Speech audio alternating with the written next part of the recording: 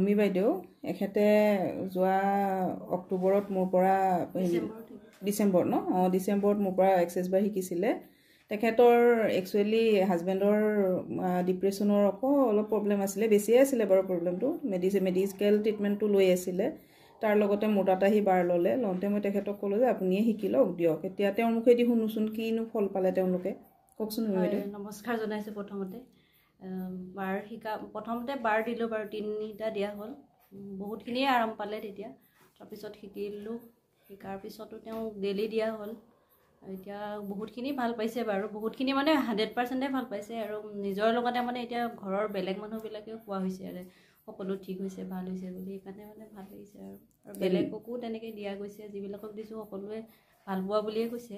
হয় হয় এনেই তেখেতে মেডিচিন কণ্টিনিউ কৰি আছেনে ডিপ্ৰেশ্যনৰ মেডিচিনটো বাৰু এতিয়া